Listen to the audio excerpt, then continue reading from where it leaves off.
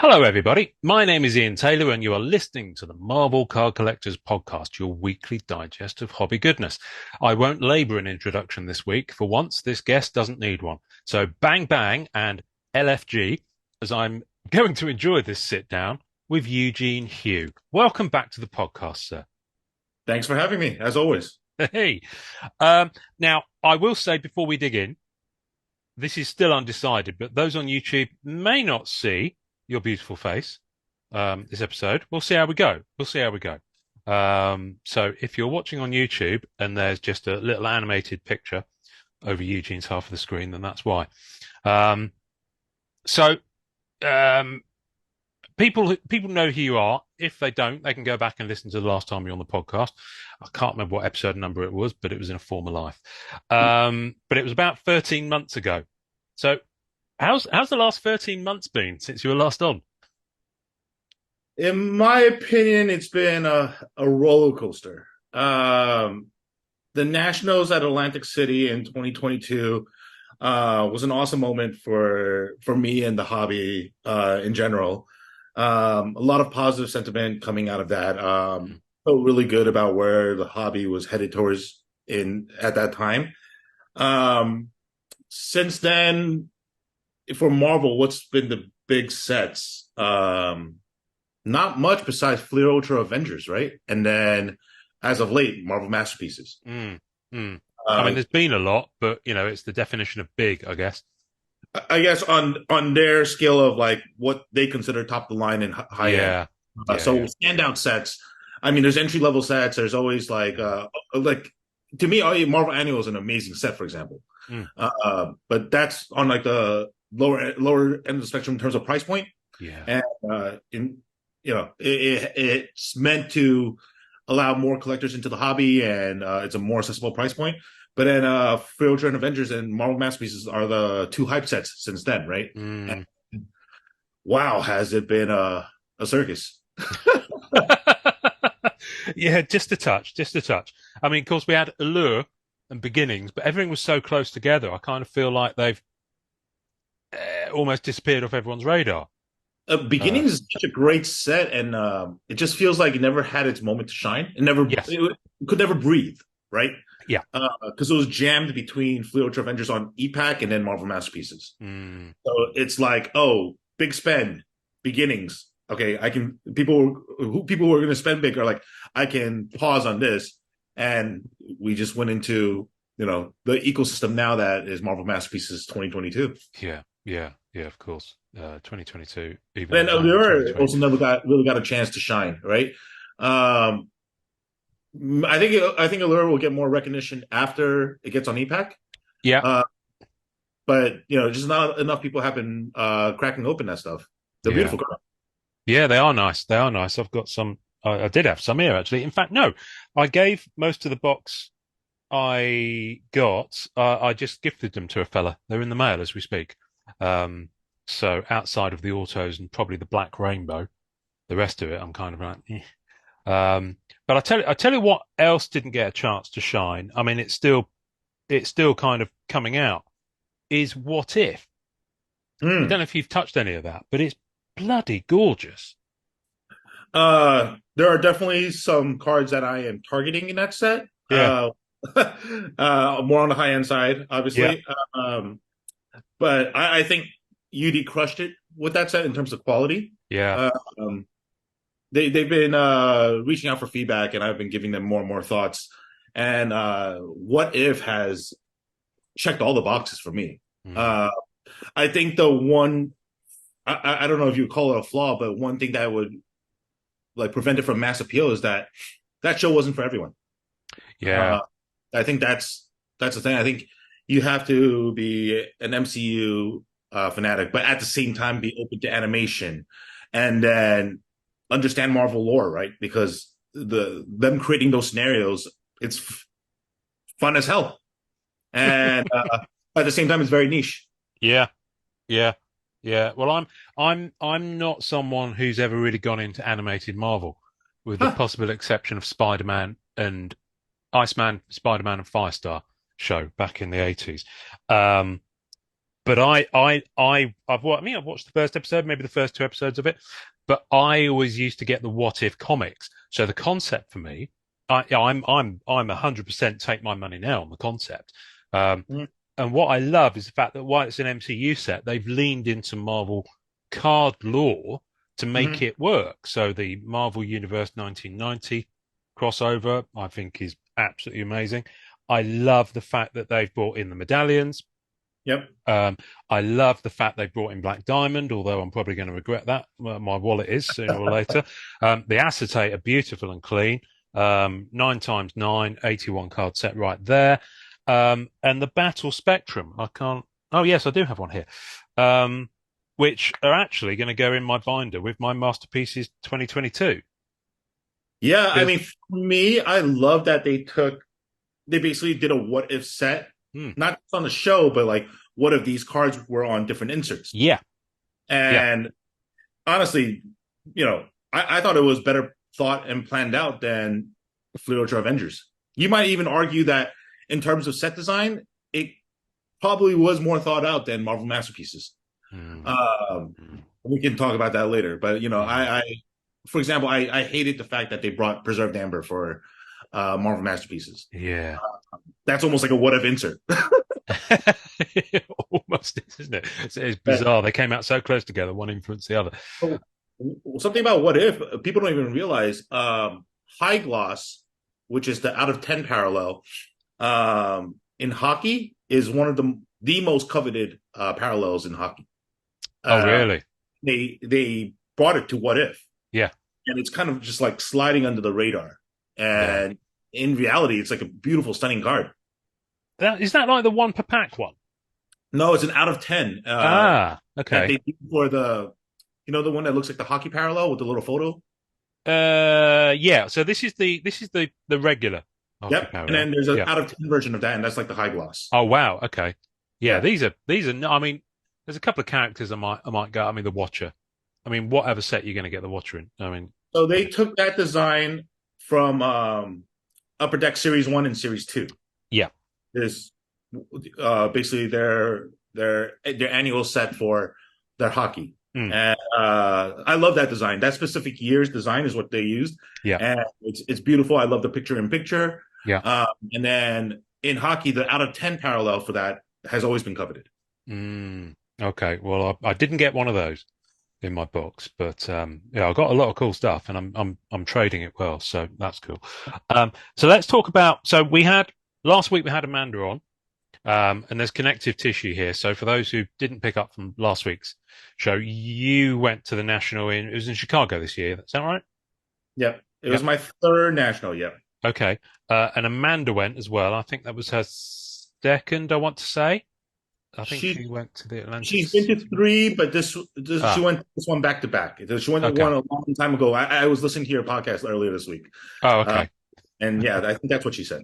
I I don't even remember, and I had the conversation with her. So it was very early when I recorded. Um, it wasn't even dark. It wasn't even light actually when we sat down to record that.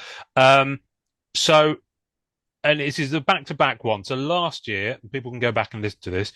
You went to the national and you just took a lot of your high-end stuff. Um, so basically, let me rewind slightly. Sorry, I muffed up that connectivity. So you did a panel this year at the National, an upper deck panel. And I think the kind of hook was bangers and base cards because Amanda's, all about the base cards, the exclusive, the junk wax, as she refers to it, the 90s stuff as well. Whereas your collection is very high end, very unique, important pieces.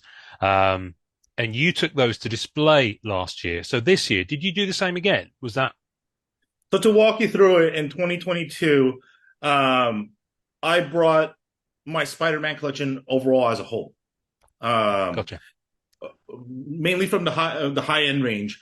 But if you remember in 2022, that was like right after all of this like PMG and jambalaya sports hype, Hmm. whatever you want to call it, pump and dump misinformation, but it was hype. There Yeah. was a general excitement around those cards, but it sort of felt like the hobby was transforming to, oh, Marvel cards is just PMGs, but Yeah. way more than that. And at that time, no one was talking about Marvel masterpieces. So um, I showed the PMGs and the sports cards and sketches and other high end, but I also showed the full range of my Marvel masterpieces Spider-Man collection, which should be the most completionist collection for Spider-Man and for modern Marvel masterpieces. Hmm. And I think that got a lot of excitement. A lot of people came by and was like, "Whoa, I didn't know these cards existed. Yeah. This is so cool!" Like, so how much is something like this worth? And to me, it's priceless.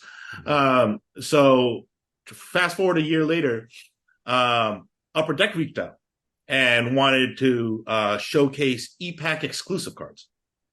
Um, Due to a COMC mishap, uh, they weren't able to ship my cards in time.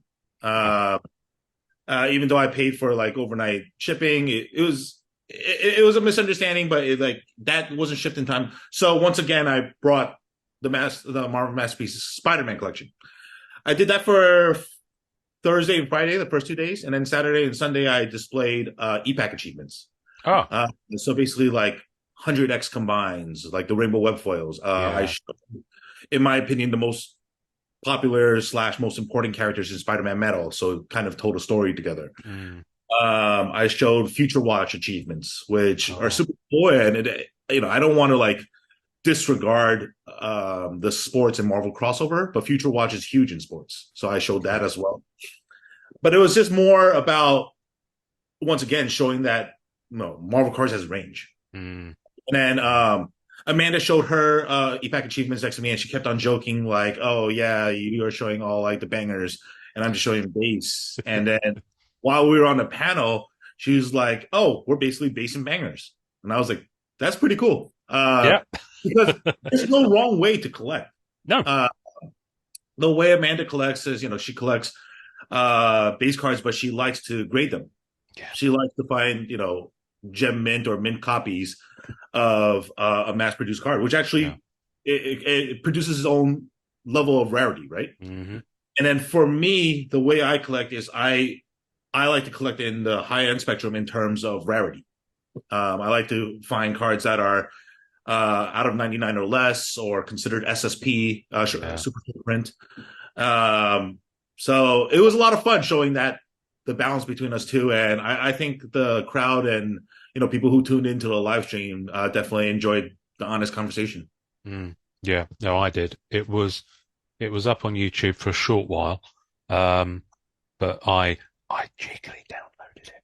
But I'm not going to release it because I realized it was on your Instagram and it wasn't meant to stay there. But yeah, I very much enjoyed that. It's about half an hour long, if I remember correctly. Um, so what would you say? Just actually, no, just rewind slightly. On the panel, how many? It's difficult to get a sense of it because obviously the phone or the camera was facing you two on the stage with I think it was Dylan from Upper Deck. Mhm. How many people were in the kind of audience for that, Oh wow. Off the roughly? top of my head, it was a decent amount. I would say it was about 30 plus people. Oh, cool. Okay. It was definitely a nice turnout, and there were people from MCCW there. Um, People who I met at the convention, like during Thursday or Friday, and then I was like, "Hey, I'll be speaking later," and they actually came by. Oh, wow. Cool. Pancake Analytics was there, who I met during that, Oh, and I couldn't say anything better about that guy. He was awesome, yeah. and it was fun. It was great to be able to connect with people about Marvel cards and genuinely share my passion and interests. Mm, mm. Um, what would you say? Because I remember, I'm not going to go over it. People can go back and listen to it, but I remember you describing the reaction to what you showed at National 2022. And obviously the immediate hook and gravity was towards the cards that people knew, especially from the sports side. And there was a bit of an educational curve with the masterpieces kind of lens. How was 2023? What kind of responses were you getting? And obviously, I know that you showed a kind of a different set Thursday, Friday, and then I'm guessing your ComSeer delivery arrived. Is that what happened? Is Yeah, that where you yeah. swapped it out? Right. So it did arrive eventually. So what was the difference in kind of reactions like a year So on? So I had a booth to sell this time. Okay. Uh, so I had a table that I shared with my buddy, Par for the Course Cards, um, who's I call him my big brother in cards, big brother in life, and we shared a table, and I showed one showcase of sports cards, and I showed one showcase of Marvel cards. Okay. Last year, I didn't sell anything until the last day, and I only carved out like a small little section for sale, just because so many people were coming by and asking, and a lot of people were asking for their kids. Um, and last year, I sold a ton of MCU stuff. I Mm. sold a ton of Black Diamond while I was at the National. This year, I sold almost exclusively sketches. Oh, Like interesting. it's super interesting. So this year I brought a nice mix of, you know, uh, from low end to high end, but I had out Black Diamond. I had out like one of one stuff. I had printing plates. I had sketches, et cetera, et cetera. And the most in demand and it was easily my sketches. That's interesting. So That is really it interesting. was Yeah. really cool to see how like that demographic has shifted. Yeah. Um, and it was really interesting to me that it wasn't just the cheap stuff that was going. Like people were coming and buying high end stuff, and I was like, oh, the hobby is changing. It's cool to see this. I'm not a data guy like Pancake, no, at least not to his extent, Yeah. but it was cool to absorb that and see how the demographic has shifted. And no one asked me for precious metal gems. Nobody asked me for Marvel masterpieces at my table, and I think that has to do with being at a national sports convention. Yeah. But it seems like there has a change in sentiment towards sketch cards. There's appreciation there. Wow. Okay. Of all the things that I thought you were going to say, that was the least. Yeah. That was probably the last on my list. I wonder where that's come from then. That's interesting because there've been less in the products, certainly in the last year, and we've not been short of products, but there've definitely been less out there. So Um, I think of it this way: like when people buy sketches, they buy it online. It's you're not. It's not possible to truly appreciate the full work no. because you don't get to see like the texture. You don't get to see like the actual color. Like who knows like Mm, what kind of lighting was used for the photos. And you also don't. You also it's hard to showcase all your sketches for sale, right?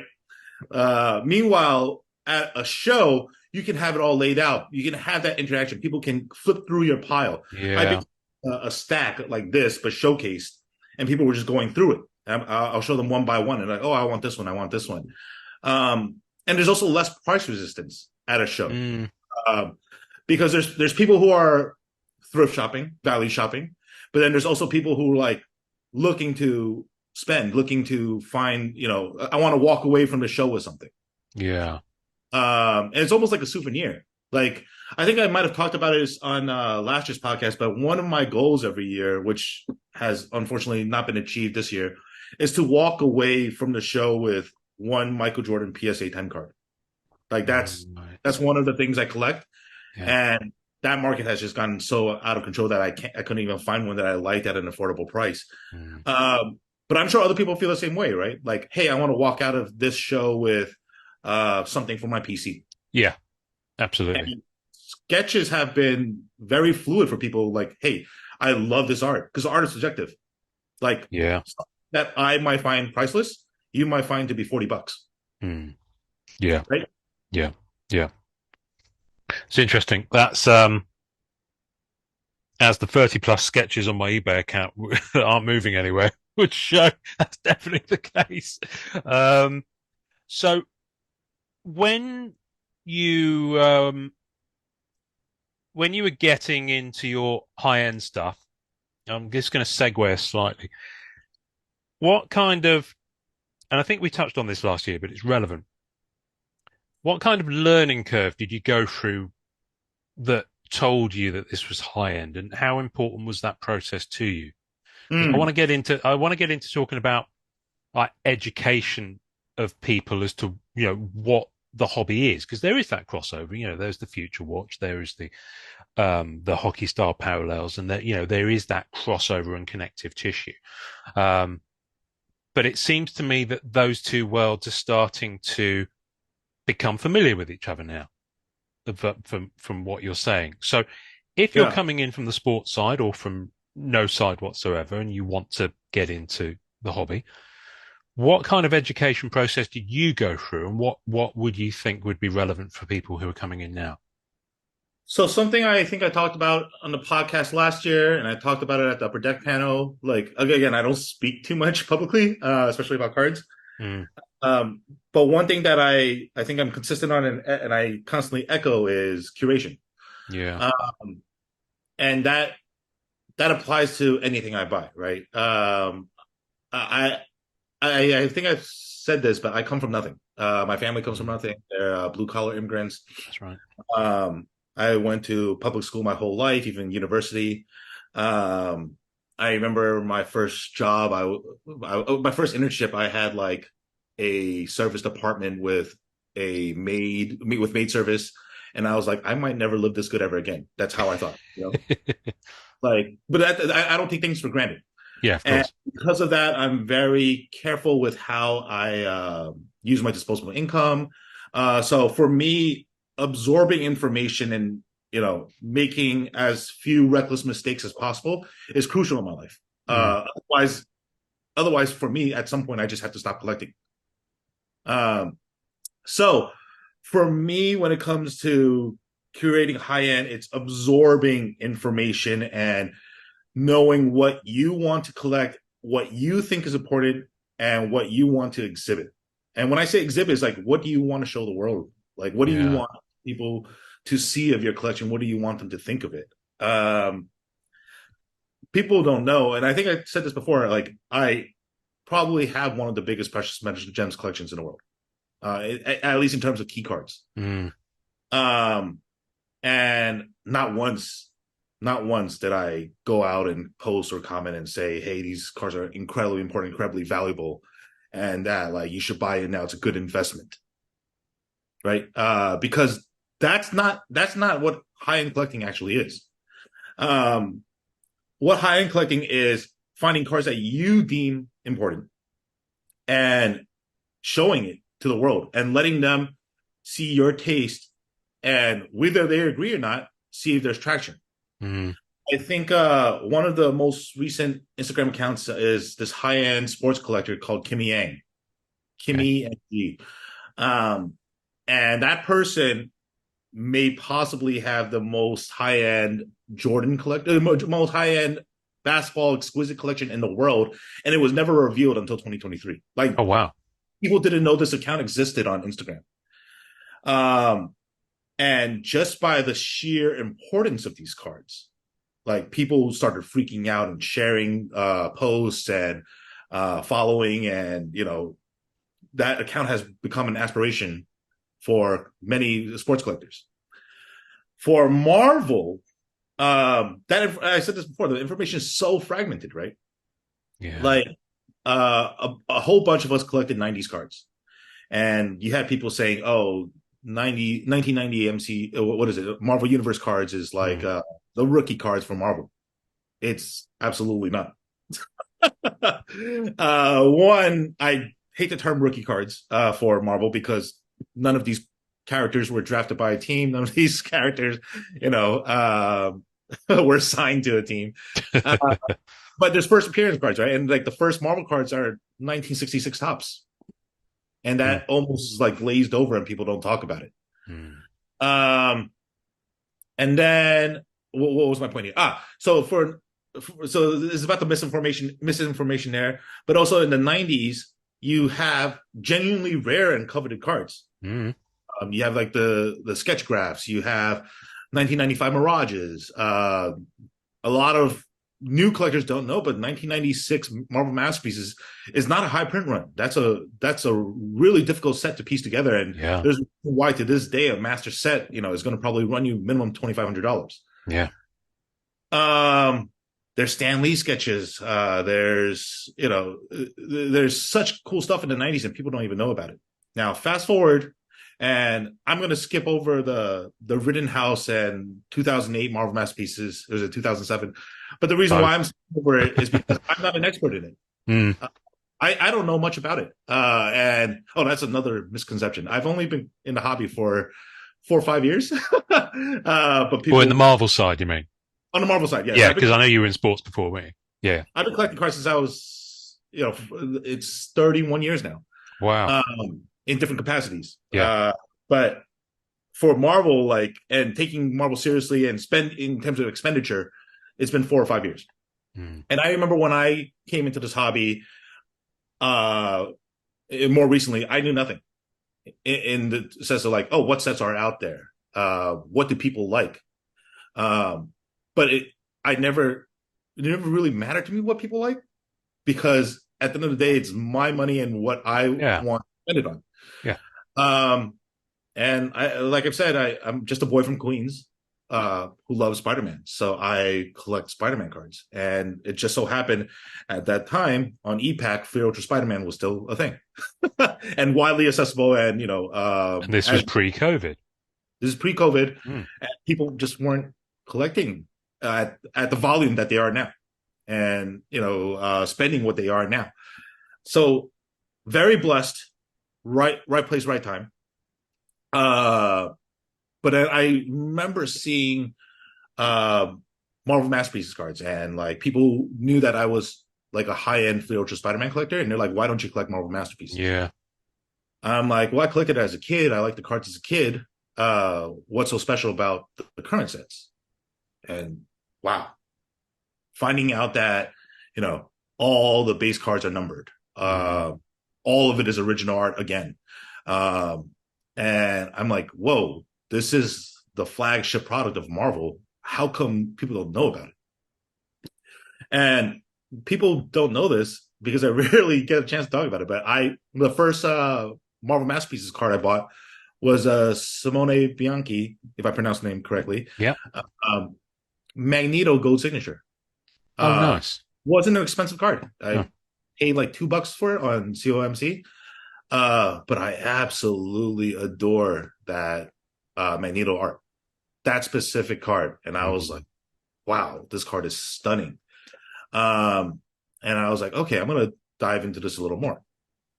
And then I started falling in love with the Spider-Man and Wolverine from that set. So I started buying up Wolverine or the orange and the purples, the out of 99, out of 199, just because Yeah.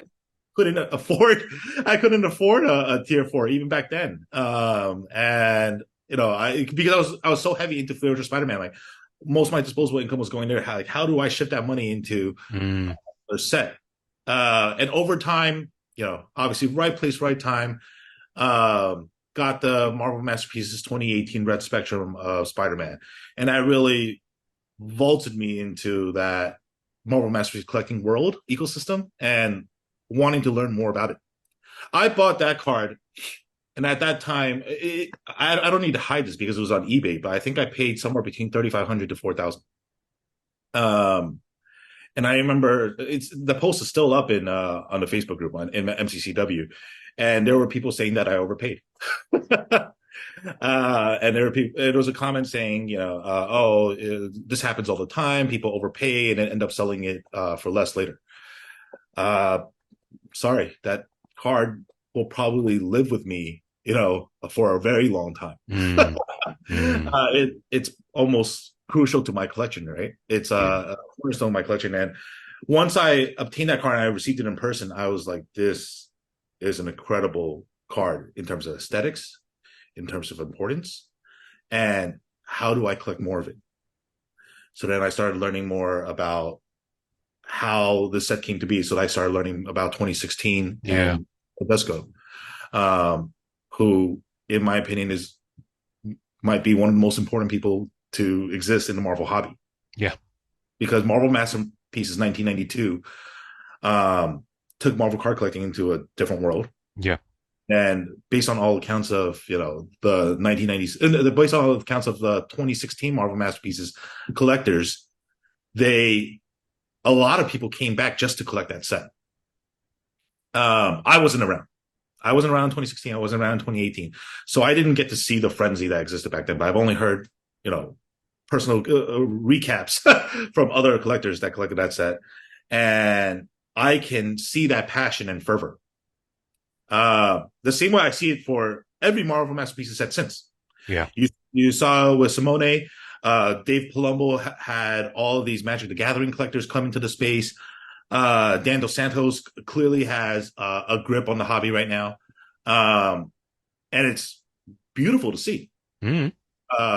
It's beautiful to see, and you know, I wish that could be translated to the general public for mass adoption Yeah.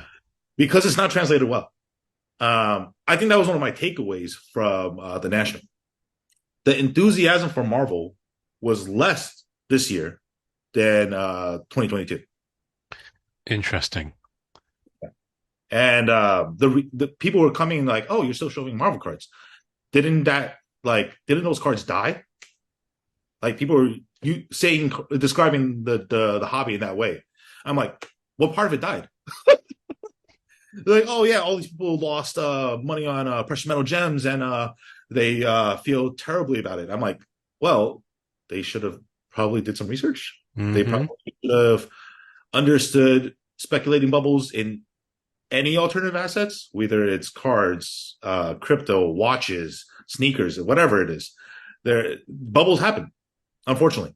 Bad players and manipulation happens, unfortunately.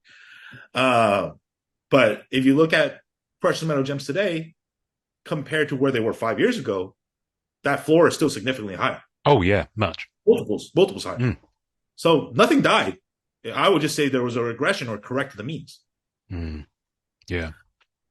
I know that was a long rant, but we're talking about high end cards and how I go about collecting them. Um, for me, I'm a character collector, but collecting Spider-Man, as you can imagine, is not affordable. Yeah. It's Pull like every, yeah, it's like doing the hobby on insane mode on a video game, isn't it?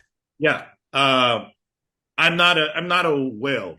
Some people may think so, but at the end of the day, I don't own my apartment. I have a wife that I love and would like to take care of. I have other aspirations outside of cards, and there's only so much I can put in terms of expenditure towards cards. Mm. Mm. I'm very, very blessed, and in the sense that I was early, and I don't Yeah. think people coming into the hobby now, I don't think it's fair to say that they're early. They may be early, but they might be like 30 years early, right? Yeah. Meanwhile, when I came into the hobby, I was 2, 3 years early. There's a big difference. Yeah. Like for me to see that exponential growth in the value of my collection, that happened in a very short amount of time. For people who coming in today and spending $800 a box buying singles at these prices today, Mm. that to see the same return in terms of percentage might be a very, very long time Yeah. away. Well, no, it's going to be plateau for a bit Right, and this because is there's a lot of product out as well. Masterpieces aside, there's a lot out there. yeah, and it comes into like when I came into the hobby, the amount of collectors boomed. Mm. Do we see that boom now and within the next 5 years? I know like Upper Decks and Fanatics probably sure hope so, Yeah. but in reality, it's going to be ticks, right? Yeah. Aiming for 5, 10, 20% growth year on year. I'm sure. I'm sure these brands would be ecstatic with 20% growth year on year, but it's just Cool. not feasible, or not sustainable. Sorry, feasible is it's definitely possible, but at some point it's going to be like, okay, how does the hobby move in lockstep? Mm. So going again, I was very lucky, and I was able to collect characters outside of Spider-Man as well. I collect other top characters. I collect other sketch cards from people who are considered top artists today.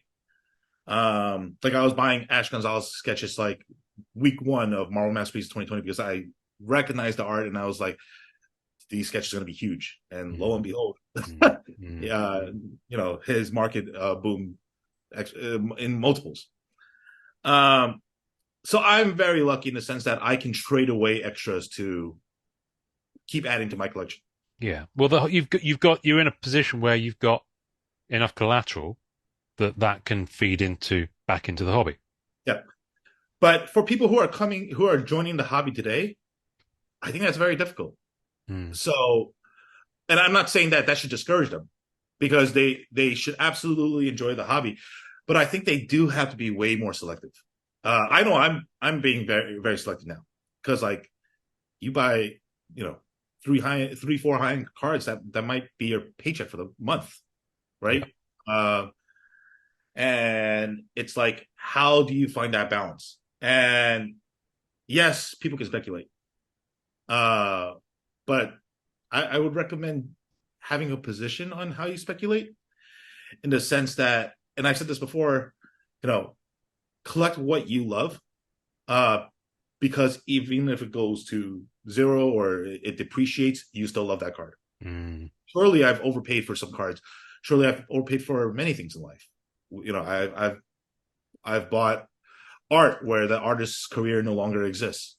I've bought uh, NFTs that or crypto that have dropped 90% in value.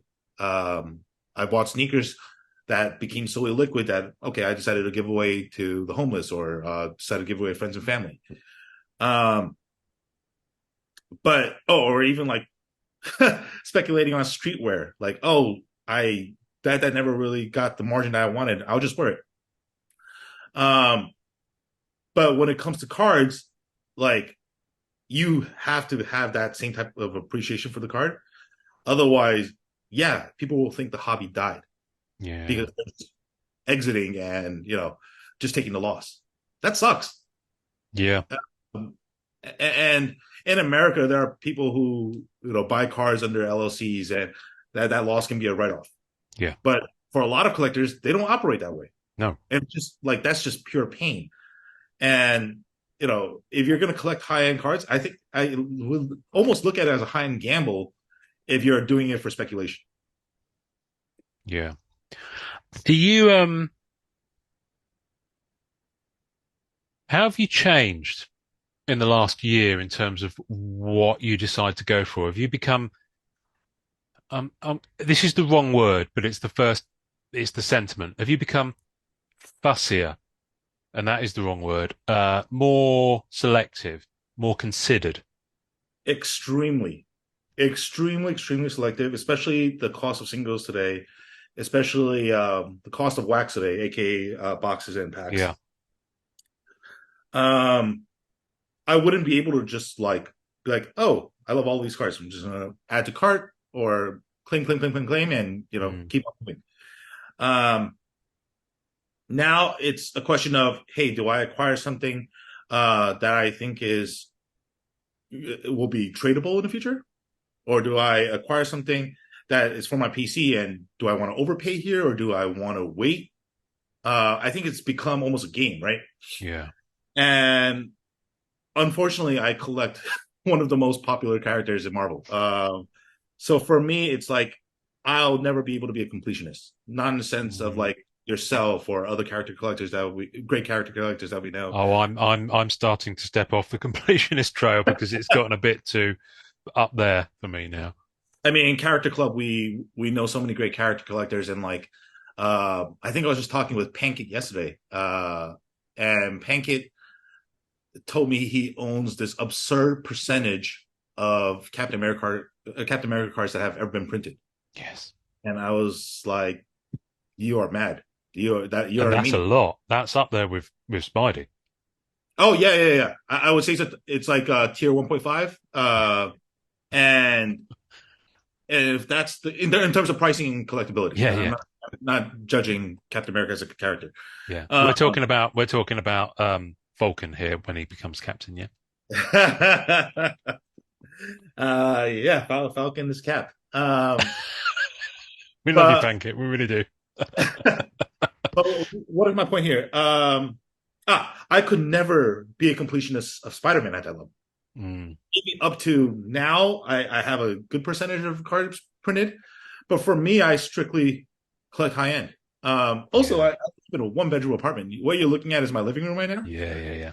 As you can see, there's probably not a lot of space to store cards. Hmm. Hmm. So for me, I've become very selective, and I like to use the word tasteful and the cards and compositions that I am acquiring. For me, the art absolutely matters, Yeah. and if it's even if it's reused comic art, which I'm totally fine with. I think that's an I actually love that. Some people are like, "Oh yeah, I only want to collect original art." I'm like, "Well, there's more to Marvel Crisis than that." Like, I love anything with a comic cover art or something that was from inside a book. Um, what was my point there? But yeah, like for me, I have to love the image. Mm. Now that if I don't love the image, like I might pass on it. I might pass on it, or I might collect a lower variant of it in terms of Yeah. rarity, and not have to go after, you know, the out of 25s, out of 10s, et cetera, et cetera. Mm. Yeah. No, I had that with Spidey Metal. I wasn't massively enamored with either Black Cat image on that set. In fact, for me, the best Black Cat card in that set is the retro animated one. And I disagree with you, and obviously you're the expert, but I actually love Yeah. the Black Cat High series. The Amazing Spider-Man 194 image. Yeah. I love that. Yeah. I love that art. Yeah. I think I've just sat with it for too long and I've seen it on so many other cards that it's kind of like, oh, give it a rest. There's her second, but in the issue 220, whatever it is, there's a cover appearance where it's a strong image. They could have I gotten think away that's with that, perfect. you know. I think, So and Upper Deck, if you're listening, I think the amount of times you use an image yes, definitely affects the collector, yeah, yeah, right? it definitely does. Um, so for me, it's an easier thing to say. Okay, I'm not going to bust my balls going after the. I mean, I've not gone after the greens for that set because they're simply above my. I have a value threshold. I won't pay over a certain amount. So recently there was a black cat. And I'm mad about printing plates, as you know. Um, First black cat printing plate for Masterpieces 22 dropped, and it Mhm. was at 700. Now it was fairly early on, and I've seen others since, and it is a step up this year. With Yeah. those values for printing plates, and I'm thinking, okay, well, yes, I'd like it, and at the time, I could afford it. This is only about 3, 4 weeks back. I could have afforded it, but I wouldn't have been able to afford things that I've acquired since. And also, I was like, that's probably almost I mean, it would have been one of the most expensive single items I'd have ever purchased, and I was like, I just can't do it. At 700, I'm out. It's a wonderful plate, but it kind of when I think about the things in my real life, because I'm not a high earner, that I could do with that money instead, I'm like, I'm okay, and I know where that plate went, and I'm very happy that the person who got it has got it. Yeah. um, so it's in a good home. And the thing is, I know where it is. I know it's being looked after, and I'm okay with that. I don't have to own every single plate. I'll tell you something funny. So you were saying earlier, like, hey, how has the hobby changed for you since? Mm, I think the more and more people realize that I collect Spider-Man and Miles Morales. I also collect a slew of other characters, but obviously can't be a completionist or yeah. collect high end for everyone. Um, but for those two characters, I've seen people unfortunately come to me and ask for prices that are multiples of what it's worth on the market value. And I think that comes with as the hobby grows, right? Yeah. Like at this point, people probably think that, oh, Steve Aoki's the premier Wolverine collector. So if I have a high-end Wolverine card, I'm just going to move it to him. Um, and then the same way they probably think, oh, there's multiple high-end Spider-Man collectors. There's my exit liquidity if I pull something big. But every Spider-Man collector collects different things. Yeah. And it's kind of gross that you look at someone as exit liquidity, Mm, right? mm, Because something that's not talked about enough collecting high end is really about your network. It's yes. about your network of friends. It's how you've treated people in the past. Um, it's whether you want to maintain that relationship. A lot of the cards that I've obtained, I wouldn't be able to do so without developing that bond or having that pre-existing connection Yeah. with the other collector. And it's not about paying the most. Like believe me, I offer top value for the cards that I'm trading for. But it's also, hey, has that other collector helped me in the past? Have I had a lot of transactions with them in the past? Do they come to me to place their cards? Like, do I want to cash them out here? Right? Hmm.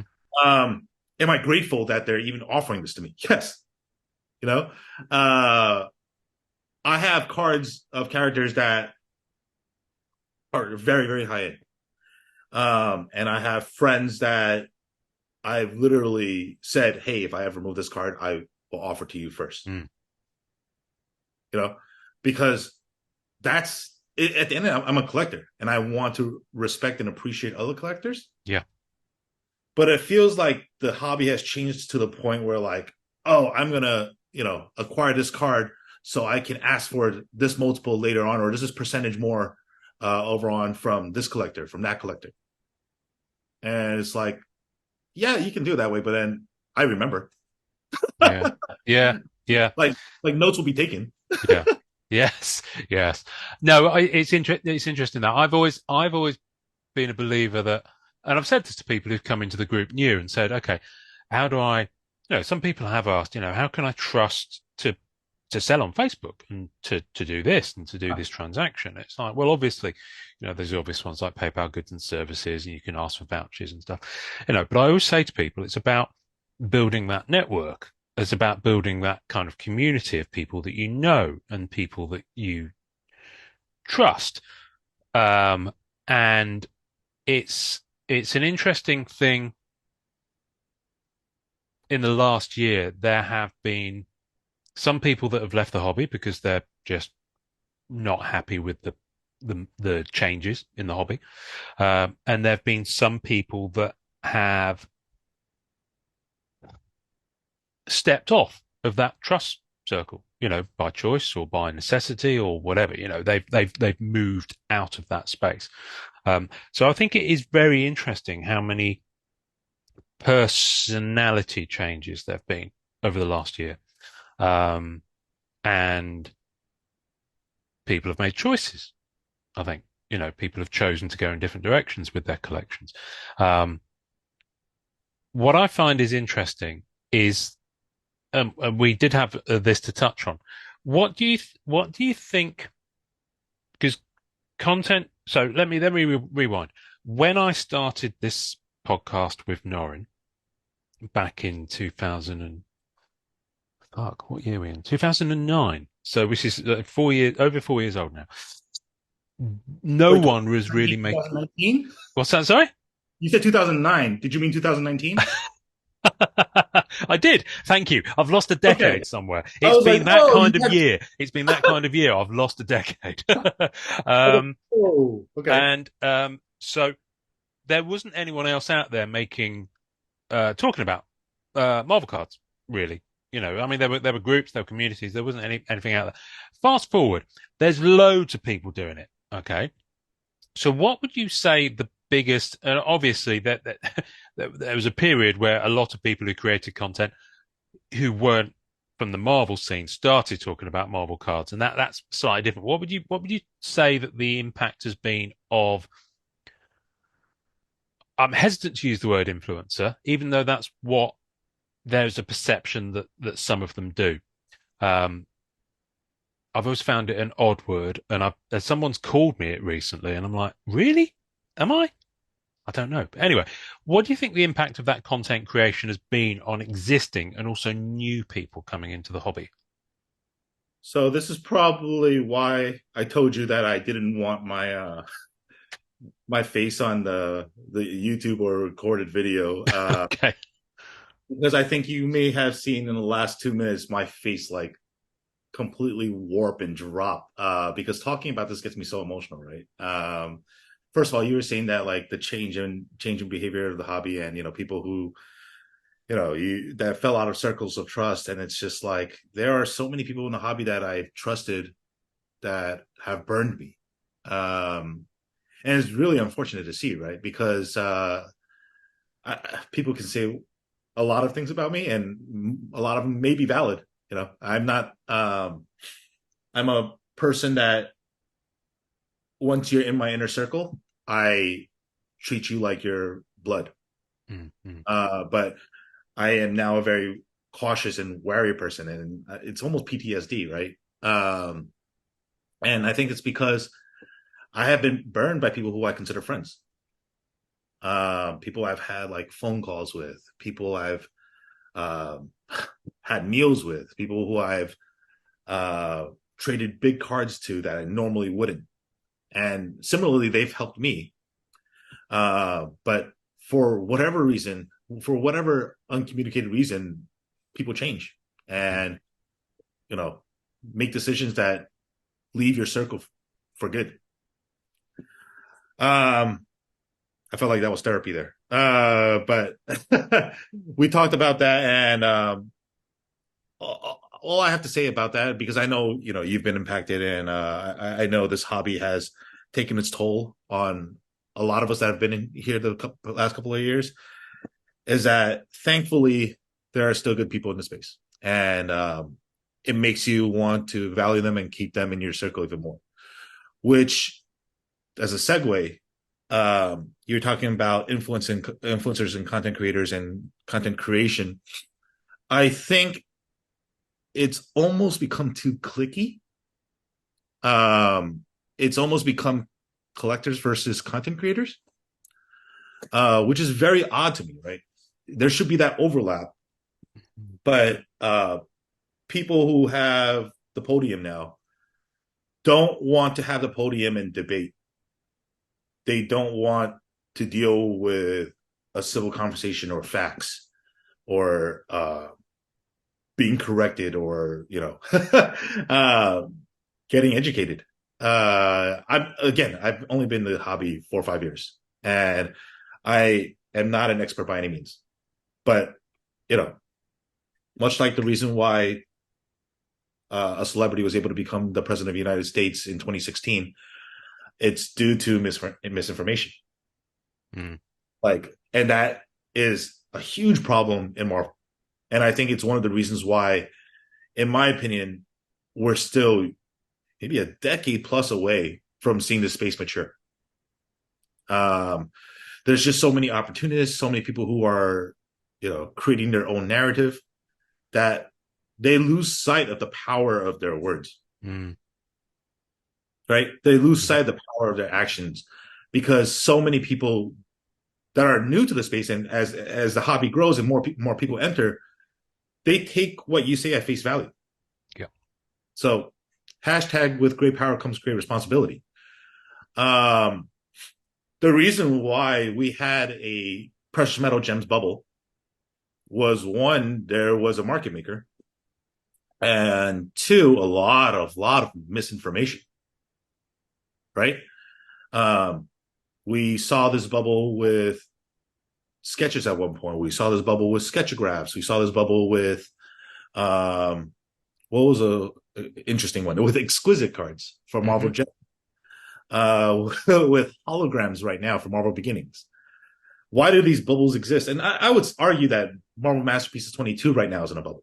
And we can talk about price relativity and how to think about that later in this conversation. But um, if you do your own research, these people who are pushing this narrative, they're probably wrong more times than they're right.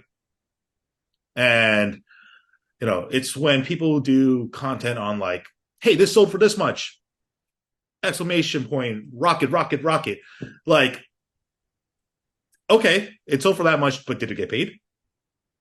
How much did the next one sell for? Are you highlighting the minus 80% cliffs? Mm. Was it Or an are exception? you highlighting Yeah. that one big sale Mm. and generating euphoria and excitement, and then people get wrecked? Um, and I'm not saying I'm not saying these content creators or influencers have an ulterior motive.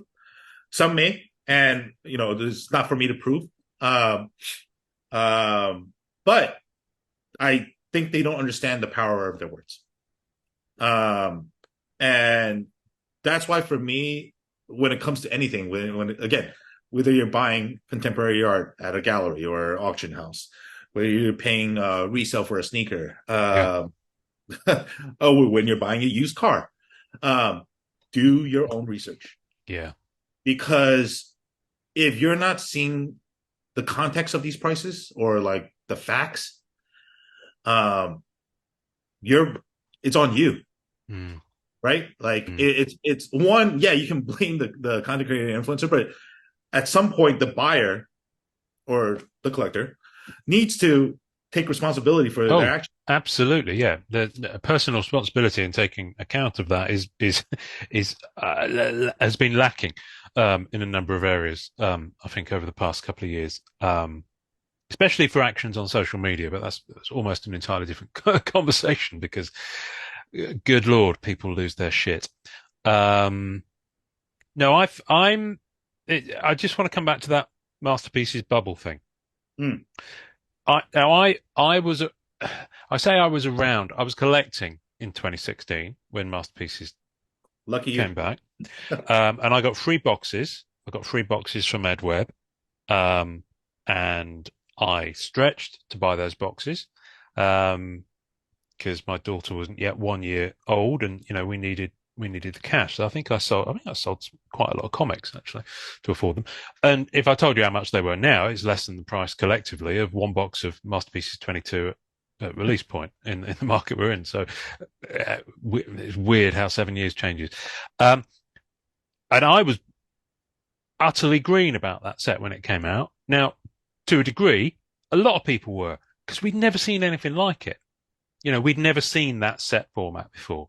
We Mm, didn't know what was going to go on, what was going to go on, how it was going to play out. I remember getting a signed card, with the certificate of authenticity. I remember trading it, and at the time, I traded that and other things, and I got stuff that I'm happy I own. So I have no regrets about what I did and didn't do with that initial 3 boxes. But I was ready for 2018 when it came out. And at that point, I'd not long set up MCCW and MMC. And the interesting thing with 2018 and with 2020 and with 2022, I've perceived there is always a little bit of a bubble around the release. But mhm. this year feels amplified for some reason. And maybe it's because the price point that's available to people at release is higher. So it's kind of taken it to the next level. Um, But again, I think this comes down to there's one thing that education won't give you and doing your own research won't give you. It's the experience. Because Mhm. knowledge, what's the saying? Knowledge plus experience equals wisdom. Okay. So I know now, I mean, I've done some trades and I've got, a decent start on masterpieces. That's my masterpieces 2022 start. That's maybe, a fifth of what I'll end up with. Um, and I'm very happy with that start, but I'm happy to play the long game because I'm not going for that limited stuff. I'm not going for the higher end thing. So there comes a point where with this, it's about, okay, who do you turn to talk about that from an experience point of view? Where do you go and, what advice do you seek? And I think, So one, I think the art for Marvel Masterpieces 22 is phenomenal. yes, Uh, absolutely. it's stunning. Um, the set is diluted, and I don't think you can argue that, right? The print run of the boxes has expanded. There's Mm, more parallels. yes. Um, Upper Deck went out of their way to find another 1 through 90 parallel, which is the preserved embers. There's just more ways to collect the set now. And And was it Emerald 1 of 25? Is that what they're yes, called? Emeralds? Yeah, yeah. yeah, and I mean, yes, there's new parallels, and you know, because of the increased print run. There's probably more Mirages now. They've made Tier 4 Gold 6 easier to get, Mm. so that's a higher print run. There's about So 5 times more of those this time.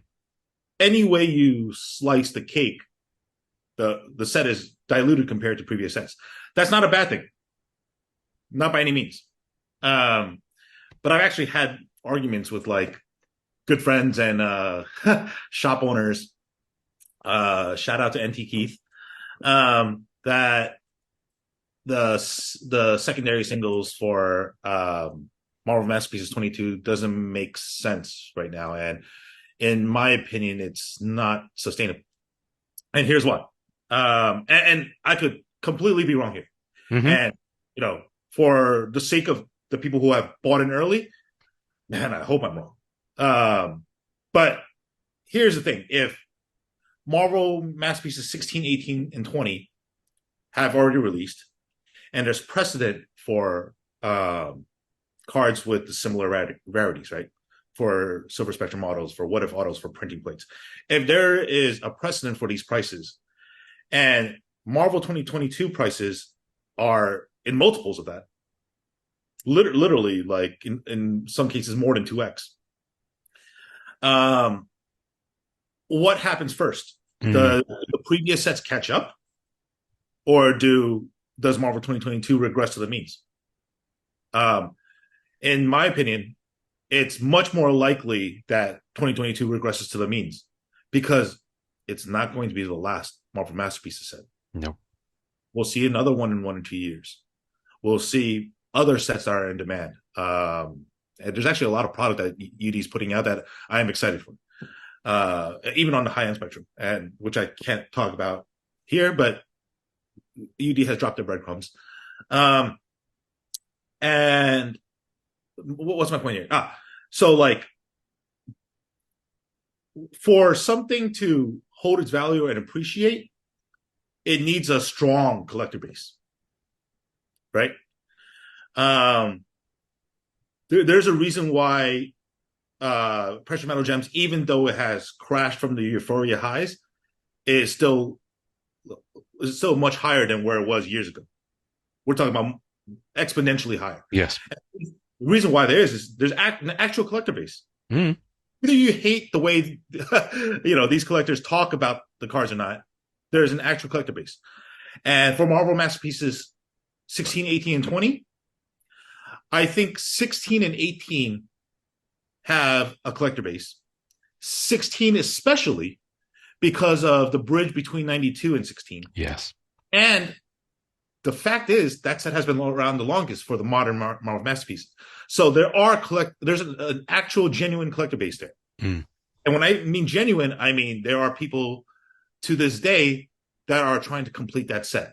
Yes. They're trying to like pick up singles and add to I'm their still doing tier 4 purple. Sure. And there's still cards I'm looking for. Mm. Like with the collection that I have, there's still cards I'm looking for. 18, I wasn't around, but I also know who the big players are in 18, and I know what they have, and I know what they have accumulated. I'm still adding 18, like I know other people are, but there isn't as much depth in the base as there is to 2016. I think that's a fair statement to say, Mm-hmm. and that's not a knock on the set at all. Mm. I think Simone is like effing incredible, and I've met the guy, and I think he's such a talented painter. But it's just a matter of fact that in the year's releases, that one isn't as collected as 2016. No. Maybe it will one day. Maybe that could completely change, right? I have to say, I mean, even though I've completed my set Yeah. of 2018, I'm still buying 2018 because I'm really enjoying now picking up graded copies just to have good graded displayable copies of some of the artwork because it's just some of the cards I just can't get away from. I mean, my favorite Wolverine card that exists is in that set. I mean, both of them. And I'm not a massive Wolverine collector by any stretch of the imagination. I'm not really an X-Men guy. But I love both examples, the base and the canvas. I think. Yeah, no, exactly, both of them. And I have days when it's like having twins. One day you hate one of the little fuckers, and one day you love the other one. It changes. Um, but yeah, and I think 2020 will 2020 Well, is an let odd me, let one. me talk to you about 2020. 2020 is, in my opinion, when this started to change, Mm, right?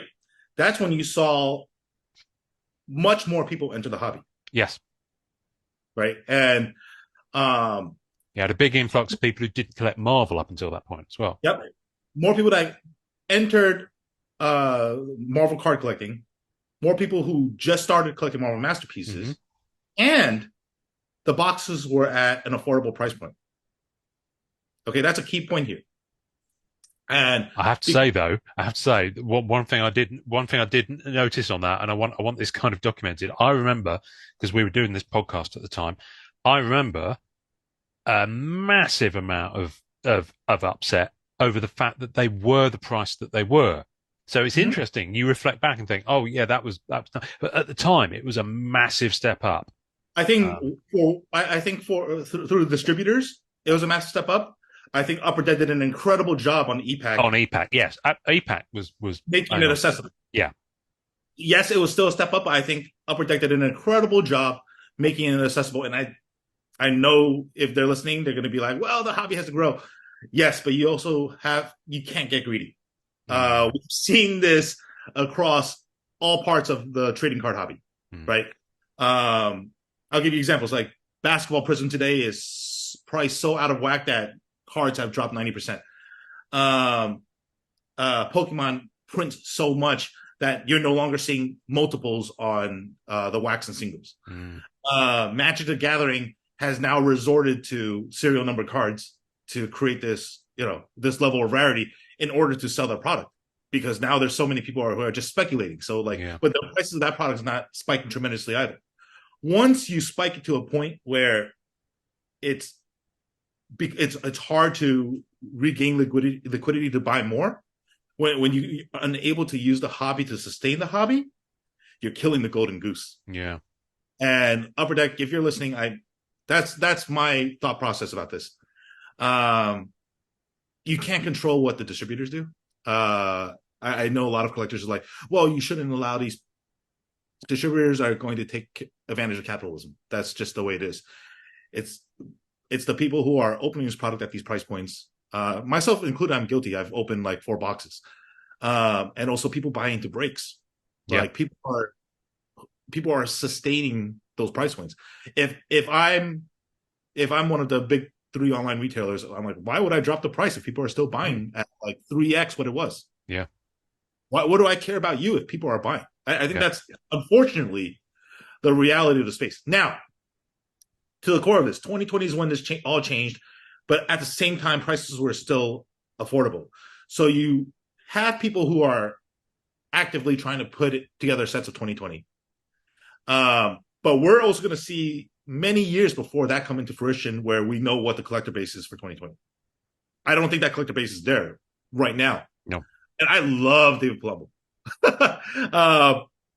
I could speak, for hours about how generous that man is and uh, what he has done for the hobby and how yeah, thoughtful he is in his approach. beautiful human being. Yeah, like I think he's probably one of the more abstract um, Marvel painters, and I think that may not be received well by traditional comic guys.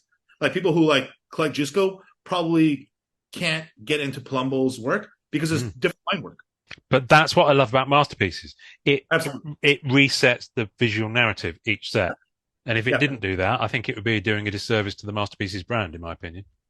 yes, and the same way that Dan right now, like if let's say you were into painterly work, and I mean in the sense of brushstrokes, Mm, like Dan may not be for you.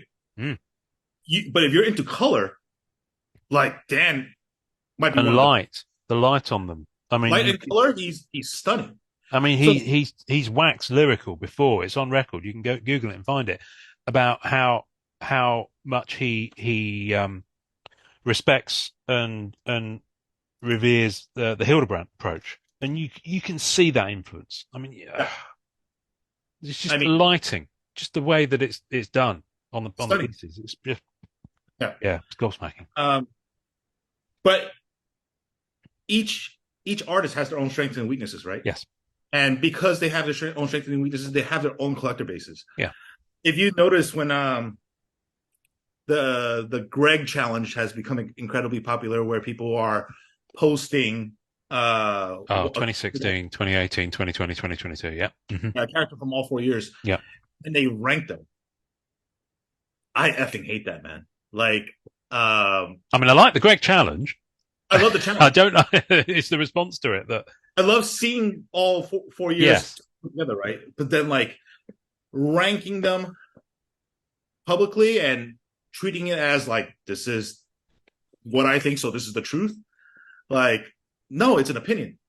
Mm, Let's make it very clear. This is an opinion, and this is your mm, opinion. That's perfectly fine. mm, And then you see people saying comments like, "Well, I can't believe they have this as the best," or "I can't believe they have this as the worst." I'm like, "Well, you can believe it because it's supposed to be an opinion." yeah. Um, so I personally have not commented anywhere, with my rankings and Mm, thought process. I think instead of putting your ranking, maybe just put what your favorite is. Don't insult the other mm. artists, right? People are allowed to have favorites. I mean, regardless of what Well, I've people say. just expressed what my favorite Wolverine was, but I'm not dissing the other Wolverines. It's just my favorite. I mean, you can have several Chinese restaurants you like, but you probably have one that you like the most. Yeah. And people won't say it, but they don't love their kids equally. I've only got the one, so I avoid that problem. But going back to 2022 and this whole collector base issue, wow. What is going to be the collector base here with the boxes at these prices? And when it comes to putting sets together, when it comes to collecting characters, like, what is it going to look like? It might Mm, take a really long time for that to like formulate. yeah. Um, so my question is, if a printing plate from these previous sets, which has an actual collector base, which has comps and a market, that's solidified and will move in lockstep, right? One way, either it moves down or move up, but it will be gradual. Um, if that market already exists, how can you believe that the market as it is right now will sustain itself, Mm, right? If printing plates are 2-3x of what the other sets are, and you're telling me this is a steal, this is a great buy, this has nowhere to go but up, yeah, yeah. like, where are you? How are you saying this? Or if, like, there's people who are like, oh, this set's going to change the game. Like, the game has existed. It's not a new game. This is it's not a complete new set. It's literally the same sets with more parallels, Yeah. different art. I think one of the interesting things is that there is an element of how people react to players and sports teams. And Mm, I'm not a psychologist by any stretch of the imagination, but I, for me, my of the masterpieces sets that have come out, the ones that are my favorites are the ones that I have the personal experience with that's been positive. So for 2007, that's when I got into Marvel cards yeah. in a big way. And I have that experience because it's the last set I was able to purchase in a retail store in the UK, and I fell in love with Marvel cards. 2018 masterpieces for me is that special thing because it was the first masterpieces set that came out since setting up the group. Simone came into the group, became a part of the community. We did content with him in the group. So I have that record, and I touched on it last week with Amanda. For me, there are sets that I will never let go because I lived and experienced them. So Masterpieces 2018, Marvel Annual 2018-19, because I have memories of making friends and trading that and having a good time with it. And so I can't separate that from what the cards are and what the experience of the cards are. So that's complete subjectivity. So I think there will always, if we look 10 years down the line, there are people who are new to masterpieces now, or it's their first masterpieces release, who will probably always say, will be 2022 is my jam. It's my absolute, regardless of what masterpieces 2029 is like. Because of that subjective, you never forget your first. And, people always say you never forget your first. Realistically speaking, how good was your first? Um, I think you're completely right here. It's about energy, right? Um, it's something I talk about a lot with my inner circle and friends and family. There's energy in everything you do, Hmm. and it's whether you walk away from a person or experience with positive energy. Yes. Um, and that energy can always be transferred. Can always like you can always build on it, and but just as simply, one really negative experience can wash away all of that. Hmm. Um, I think for whatever the reason is, and I think there are reasons that can be pointed out. The hobby right now is not in a good place because there's so much negative energy. Hmm. Uh, and the positive energy that's trying to be in its place doesn't feel like it's, you know, it doesn't feel like it's a light that's covering that's going to all the shadows. It feels like it's a spotlight and it's like, oh, okay, this is now there's light. Now it's positive. No, it's literally one beam when everyone else is going through a lot of negative energy in the hobby. Mm. And I think for the space to mature, I mean, just going back to National, I remember this high end collector came into me and was like, "Yeah, I was really into Marvel, but wow, like it's crazy how negative some of these people are." And I'm like, well, were they negative because they were telling the truth, or were they negative because they lost money? Like, what was the reason? And it's like, oh yeah, they were just saying like this car's not worth that much. And I was like, did it end up being worth that much? And they're like, oh, well, again, that it's not that there was like debate and facts and criticism doesn't necessarily mean it's an argument or like it's hostile, Yeah. right? Yeah. Uh, my mother's an immigrant. My mother didn't grow up here. She didn't have higher education. Um, we argue a lot because I grew up in America and she grew up in Asia. And she'll say some statements that are completely off basis, oftentimes political or racial. Um, and she'll be like, "Well, no, that's just the way you see it." And I'm like, "Hey, um, what color is this piece of paper?" And it's a white piece of paper. And she'll be like, "It's white." I was like, "Cool. I would never tell you that this piece of paper is green and try to convince you that." Hmm. Right? Like that's Mm. that's not an opinion anymore. Like there are things that are factual and uh existing, and it's like, are you arguing about what the color is, or are you trying to force people to think the same way as you? And I think that's where the hobby is right now.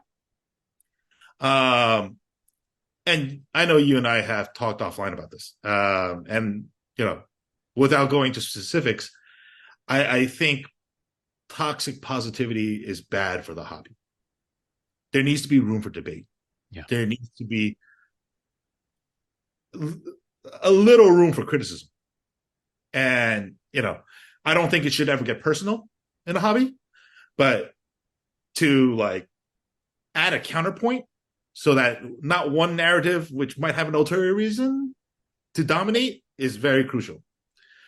But I think that's what you're seeing in the hobby right now. And I'm very curious where it goes from here. Mm. When I come back next year on your podcast, we'll see the hobby in a different space.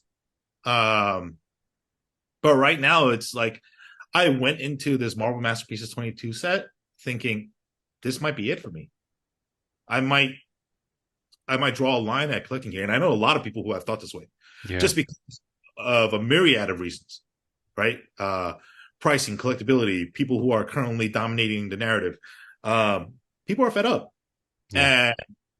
and I whether that's correct or not, it's not for me to say. Hmm. But I think for the space to grow for everyone, like there needs to be a breathing room for conversation and criticism. Yeah. Um, Yeah. yeah, that's just my thoughts. And And that's one of the challenges because it's not just Marvel cards. You get this in virtually everything. And I see it happen on Facebook all the time, even in fairly level-headed groups and forums. Because Facebook, you see someone say something, and it's like, and immediately the response comes back rather than being a debating one with reason and facts, and it becomes a personal thing almost immediately on the response, even if these people have never interacted before. And and I think uh, it's a shame, but I think, and I've spoken about this on this podcast before. I think that's a very specific kind of unfortunate thing that just happens by virtue of the platform a lot at the moment. I mean, I don't engage on Twitter anymore simply because that went that way a while ago. I think it's very difficult now to have and it's a shame. And I say this as someone who set up two groups on Facebook, but I think it's very difficult now to have a balanced conversation on Facebook. Um, Simply because the knee-jerk reaction for a lot of people is one of misreading what's been said, or simply, well, I don't think that's, in my opinion, the factual one. And people come back on that a lot. so I think the difference between the conversations that happen on Facebook and let's say Instagram Mm, is moderation, and I'm saying in terms of moderators and admin, um, might take too much liberties. Meanwhile, in Instagram, people will eventually check people, if that makes sense. yeah, It's something that is completely out of line. Like other people will come in and because it's Instagram, right? There's no one that can ban you or besides mm. unless you. Well, apart from the OP. But it can be like, yo, that's not true, and um, and if it gets personal, other people are like, why are you acting like this? Mm, While on Facebook, there's I hate to say it, borderline censorship, and it's an issue where instead of having you know conversation and room to breathe, you have people misinterpreting things. You have because it's text, right? It's you're not seeing a lot yeah. of people, and I'm going to be frank. It seems to me Marvel card collectors are not the best communicators in the world for whatever reason. It's just there's not a lot of elegance to their prose. Um, I was going to say nuance when you when you came out with that word, so I think we're thinking along the same lines there. Yeah. um, but that often involves a moderator stepping in and be like, okay, we're just shutting this down because we don't want any conflict, period. I think that's also unhealthy. Like there needs to be that moderator might need to come in and be like, hey, let's not get personal. Yeah. Hey, I'm here, but continue Yeah. on. Um, and you see it these days. You see it on YouTube. You see it on Discord. It's like, well, if you don't like this, you can leave. Like or on whatnot, boot you out of the Mm. chip. Like, why are you talking about this? You're bringing negativity. Boom, yeah. Oh, do they do that right? I've no experience on whatnot, so yeah. Like if someone's questioning the value of these Mm, hits, it's like, well, I don't. You're here to like mess up my feed. You're a troll. Boom, okay. right? In Discord, it's like I get it. You spend your time to manage and create that community. You don't want to deal with the headache. Fine, but that becomes an echo chamber. Mm, And unfortunately, Marvel cards hasn't gotten into a place where people can have these like healthy conversations. mm, Um, and I hate to say it, the real world, there's a lot of like panels and conventions and yeah. where people can offer differing views. You can have Mm. like CEOs from different companies like have playful banter, right? Without crossing the line, without Yeah. getting personal. Without it being like a warm up at a boxing match where they're reaching over the table to bash each other. Yeah. Um, Meanwhile, in Marvel cards, it's like you disagreed with me, then why are you fighting with me? Mm. Yeah.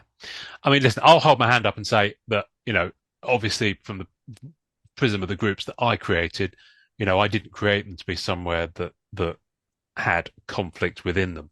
And whether I like it or not, they're bigger than me or my kind of initial goals with them now, whatever they were. I didn't beyond setting up a space where I wanted people to positively talk about the cards and trade cross border because that's what I was lacking. So from a purely selfish group point of view, I set up a group where people had to trade cross border. So that's the fact of it. Um, but there are rules to it, and I always say that for me, I always think of it like the Klingon way. When Trekkie. people, what's that? I am not a Trekkie at all. No, no, no, no, no. Well, it will make sense in a moment. Where Klingons, there's especially Star Trek: The Next Generation had this, where Klingons act with honor. Okay. Okay. And they conduct themselves with honor. I'm trying to think of a typical of me to choose the one cultural reference you don't have. It's like, "Arr!"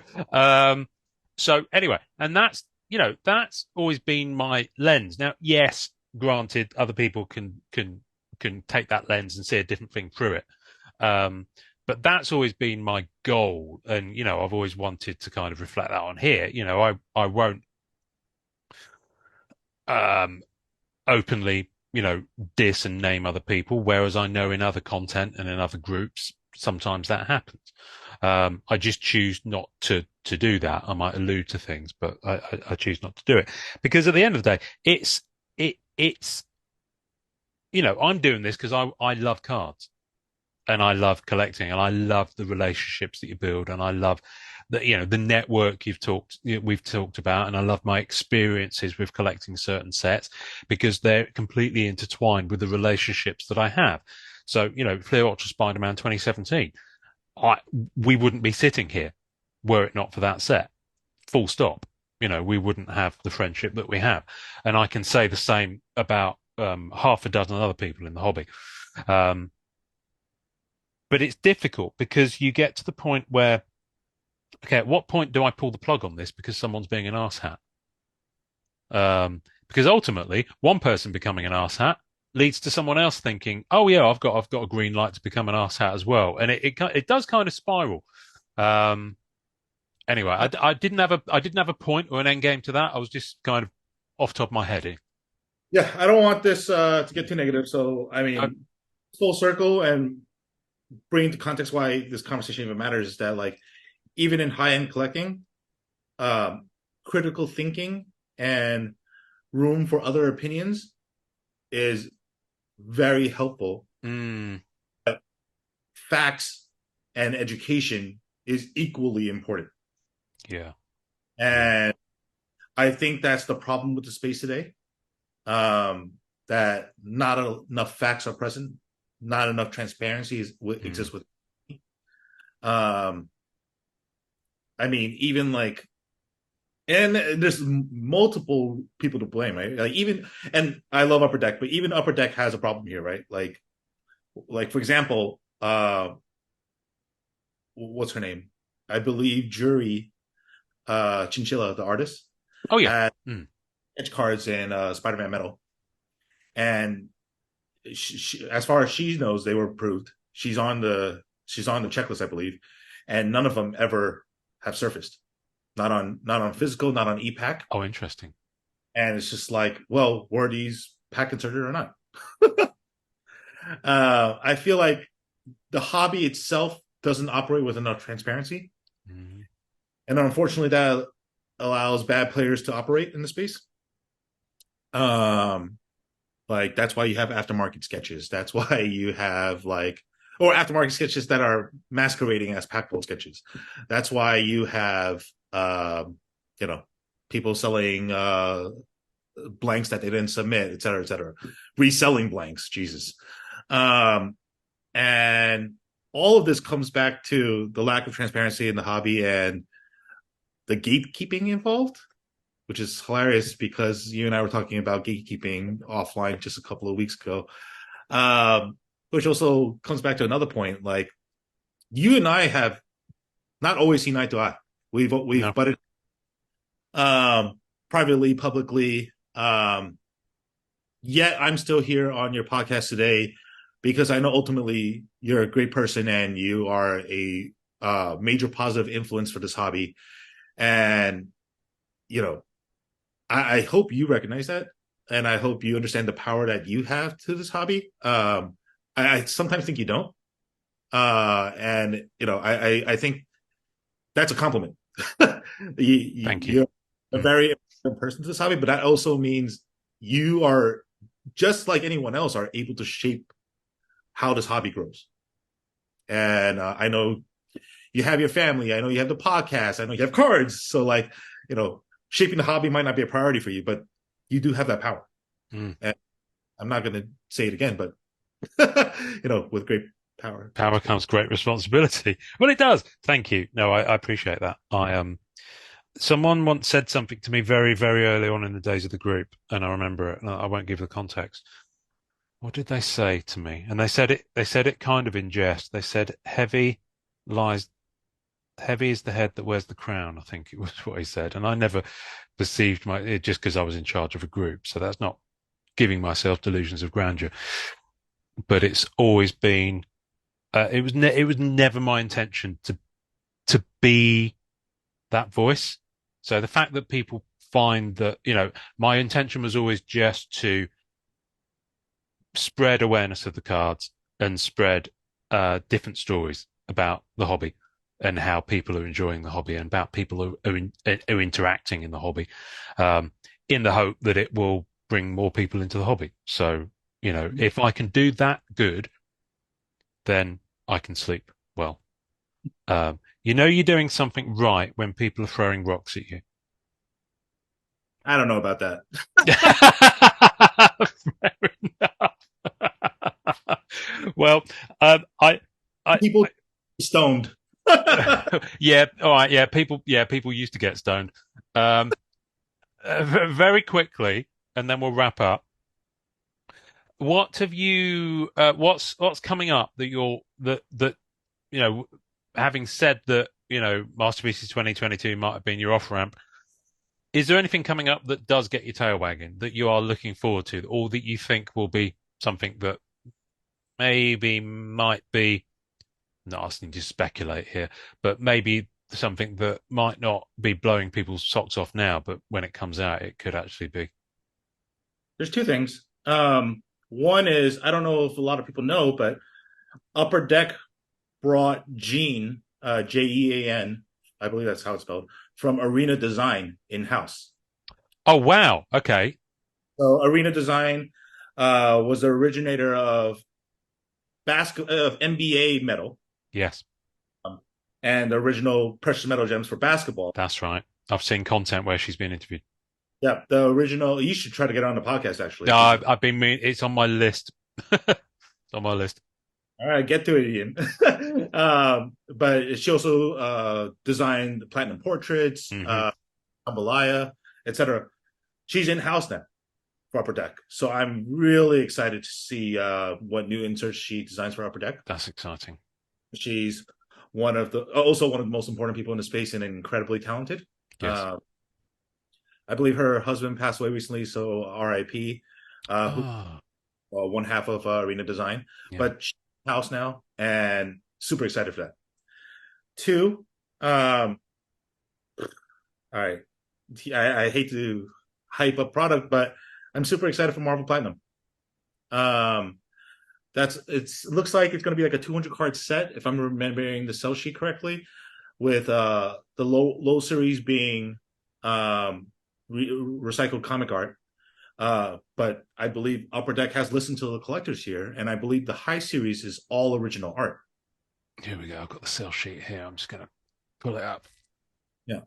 And full disclaimer, I have zero investment in Upper Deck. I have zero Marvel Platinum cards or cases on pre-order. But I think that is going to be an interesting set for the. Mm, And from if I remember correctly, I believe it might be a Chromium set. yeah, I'm just reading it now. Well, it doesn't say what the base set is, but it says dazzling array of numbered parallels on chromium stock. Okay, Um, I believe the low series is recycled art. I don't quote me, and definitely fact check, do your own research. And yeah, I believe high series is original art. Um, it doesn't and say which is which on here, but it does say there's 100 cards of original art, 100 cards of classic art from 1960s Marvel Comics to the present day. yeah. Um, and So then it I goes into talking about parallels up the check Swahili. for a lot of different collectors, right? You have collectors who love parallels. You have collectors who love original art. You can't complain anymore. You can't be like, oh well, Best you of use both worlds. yes, it's the best of both worlds, and it's Chromium. Yeah. And it's got Bill Sienkiewicz, Ron Lim, and Mike Allred named as the original artists. Well, There's I'm three of them. I mean, and what's not to like? I think there's also other artists that people will be pleasantly surprised with. Yeah, yeah, yeah. But it's a great set, and I think currently right now it's even at an overpriced price point.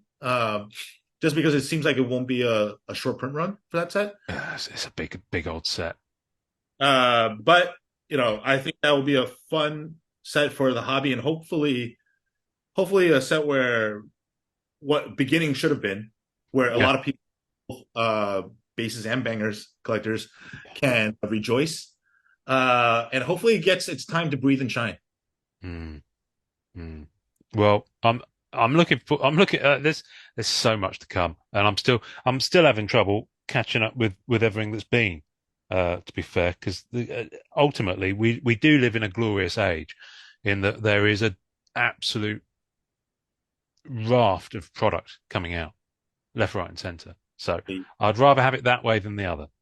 So It's it's not healthy. I mean, both like the delay and like you know shoving it down our throats is both is not healthy because sets don't get their proper time to shine, yeah, and, they don't get the breathing room. and like there's just not enough liquidity for all of this. Mm, Um, so it's a tough time for the hobby. Hopefully it corrects out through sometime in the next 5 years. yeah, I don't think this gets fixed within a year. It definitely doesn't. Like, no, no. don't forget that the pandemic was like minimum 2 years, and for some parts of the world, three. Um, and for the world outside of the hobby to correct, it will have a drastic impact on how Marvel cards shape out. So a fun fact at the national. So I was in after the panel. Um, Amanda and I were invited to an Upper Deck Black Diamond event, Black Diamond retailer events. I believe that's Diamond dealer event. Oh, okay, yeah, yeah.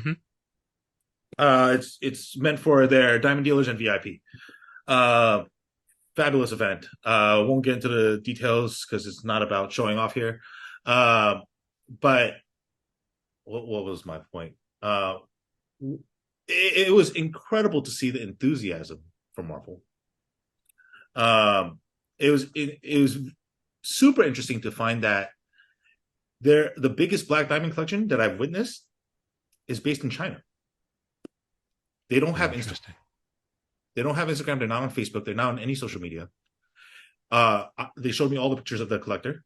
That Wow. whole collection, and they have borderline a master set of Black Diamond, What Marvel Black Diamond? Yeah, all the Black Diamond.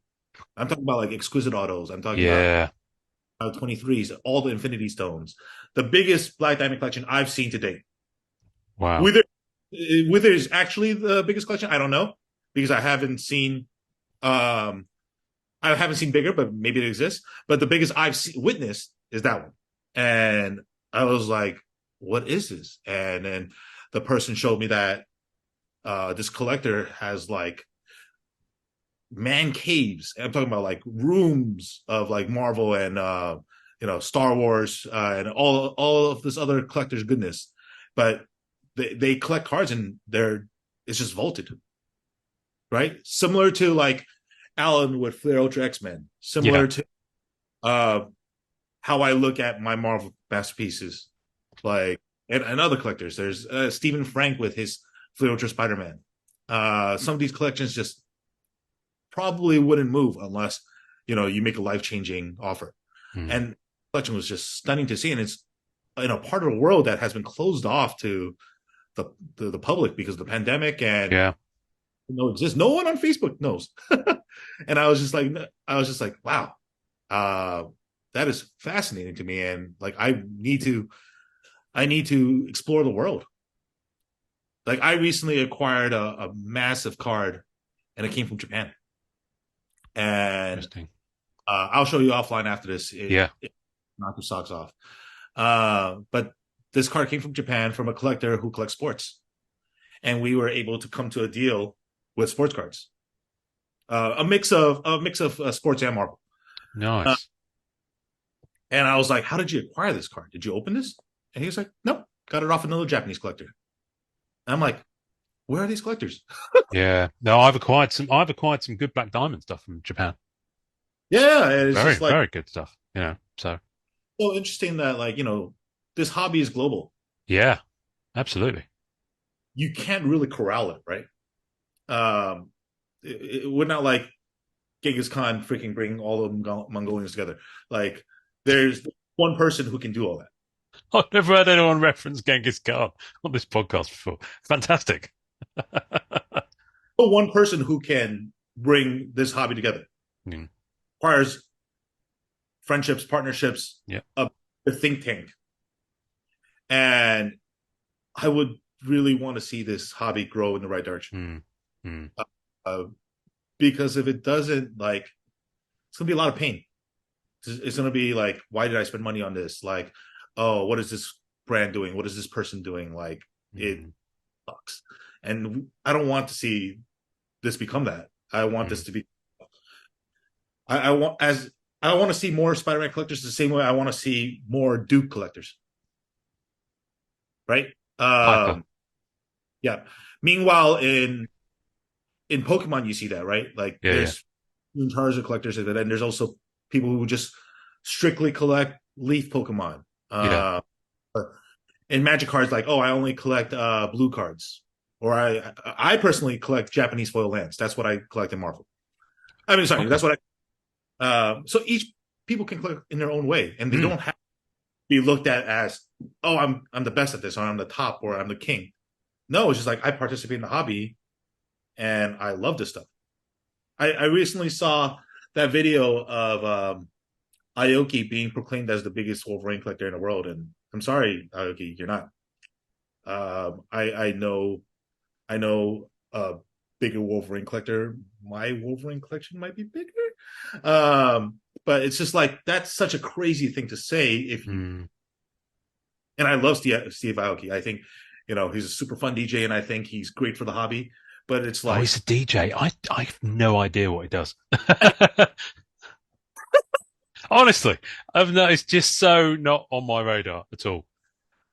I think he's awesome, and I've worked with him professionally through my company. Like, we've spoken with his team, um, but at the end of the day, it's like for this space to grow in the space. I mean, the Marvel trading card hobby. There needs to be transparency, honesty, and just people who are genuine. Mm. Mm. And like that transparency, like it's so much effort to flush it out. Yeah. Yeah. Um, Eugene, not that you're performing monkey of any kind, but do you remember how I sign off the episodes? No, I'm not doing it, man. I You're can't. I not can't. there. I knew you weren't going to do it. I knew you weren't going to do it. It is. I fumbled it last time. Not doing it again. That's quite all right. I want to thank you for bringing me on again. Thank you I for don't. coming. I don't share my voice on the hobby in too many public places, but this is a place I feel safe, and I truly respect the work that you do and how you've carried on the podcast, uh, even solo. And I look forward to the next time I'm on here, hopefully next year, around the same time. And I truly, truly love Marvel cards. Um, and I hope the space is in a better place this time next year. Eugene, thank you very much. I appreciate you making the time. Thank you. And I've loved this conversation. So thank you. Everyone else, enjoy collecting. Oh, that's what it is? That's what it is. Yeah.